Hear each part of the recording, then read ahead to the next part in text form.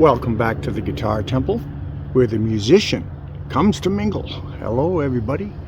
Hello, guitar players, musicians, and everybody in between. How are ya? Glad you're here as always.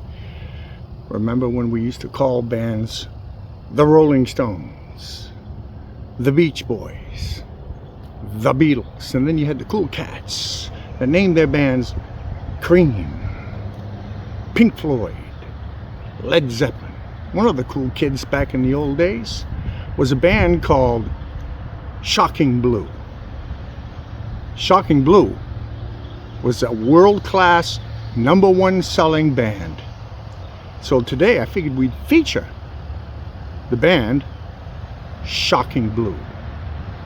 The story of Shocking Blue begins not in a vacuum, but in the fertile psychedelic-soaked music of the Netherlands. In the late 60s, the band was the brainchild of Robbie Van Leeuwen, a talented, ambitious guitarist, songwriter, and sitar player.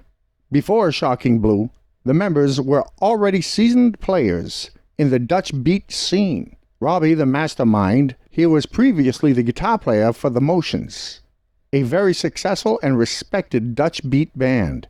Frustrated by their limited international potential and craving a more experimental psychedelic sound, Robbie left to work on his own project. Klaus van der Wal was the bassist for The Motions and followed Robbie into this new venture, providing a solid rhythmic foundation. Cor van der Beek for another very popular band, the Golden Earrings, who would then later drop the G and the S to become Golden Earring of Radar Love fame. He brought a powerful, dynamic style to the group.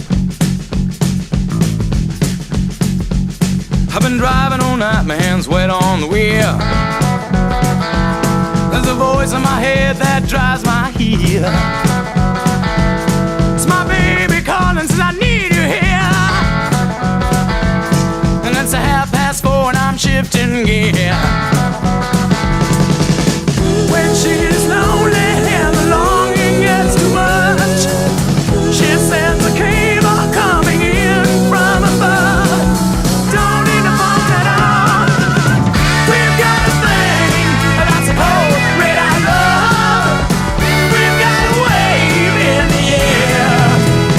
Radar Love.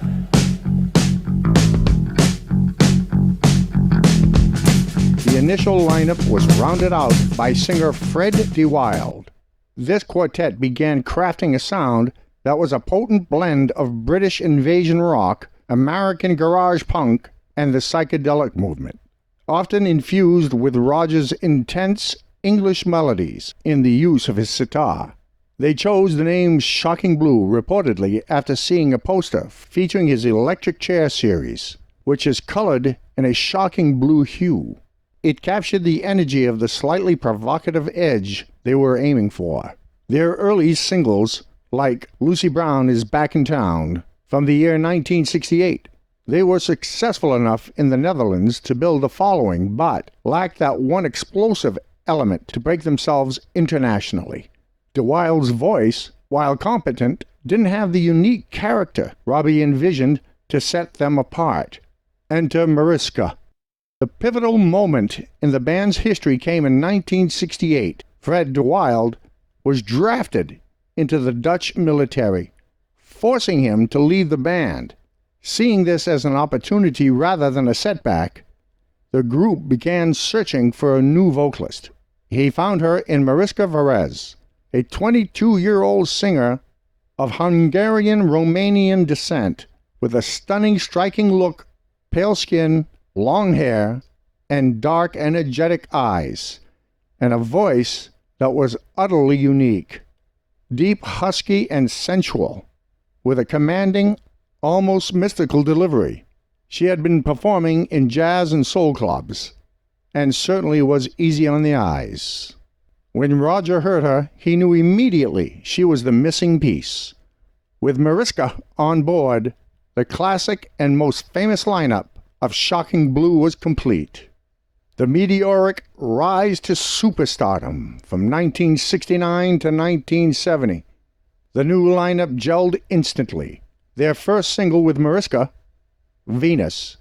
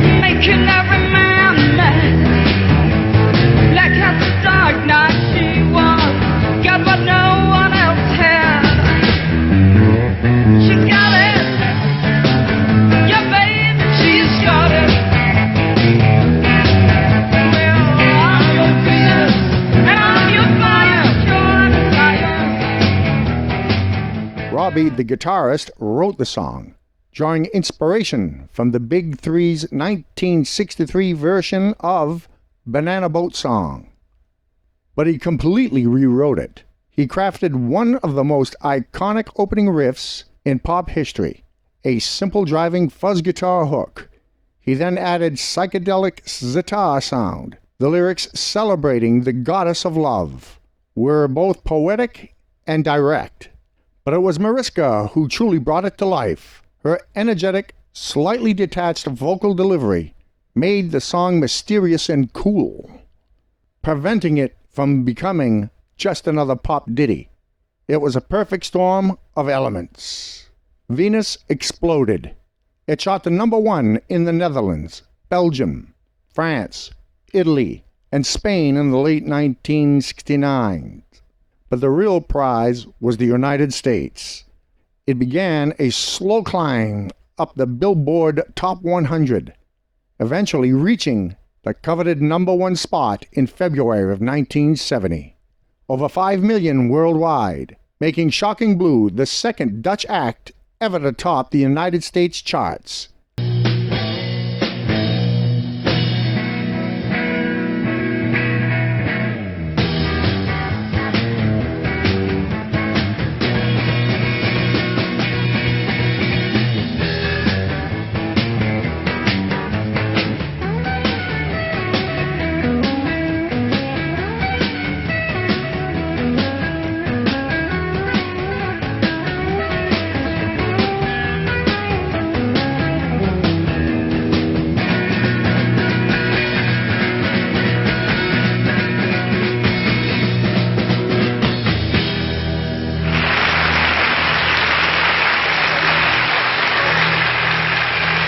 They were suddenly international stars. They toured the United States extensively, appearing on major TV shows like American Bandstand, where Mariska's mesmerizing presence captivated audiences.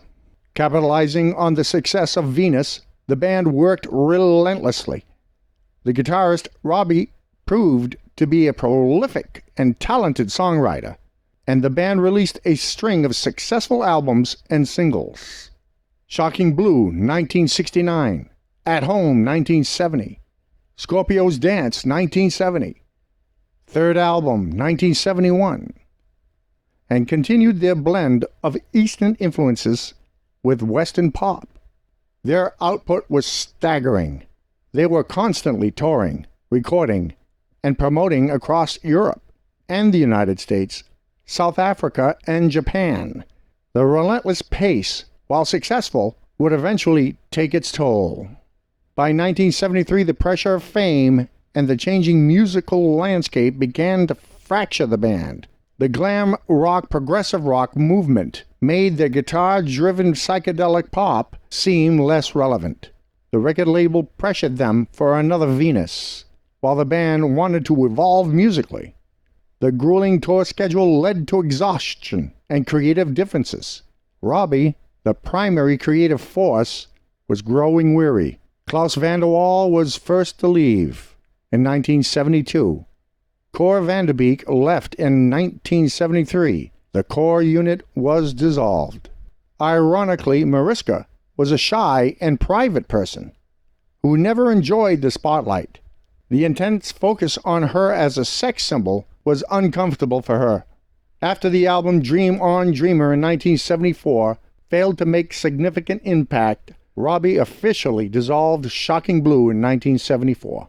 Shocking Blue's story did not end in 1974.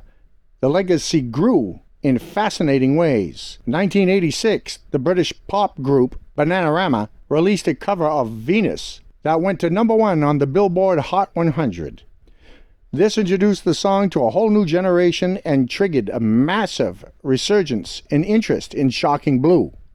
In the 1990s, a bootleg recording circulated by Nirvana covering Love Buzz, a song from Shocking Blue's first album. Nirvana's decision to release it as their first single on Sub Pop in 1988 and as the lead track on Bleach was a huge seal of approval from the emerging grunge movement. It cemented Shocking Blue's cool credibility. Mariska pursued a solo career with moderate success in Europe and Japan, always cherished as a national icon in the Netherlands. She passed away from cancer in 2006. Robbie continued in the music industry as a producer and songwriter. He passed away in 2023.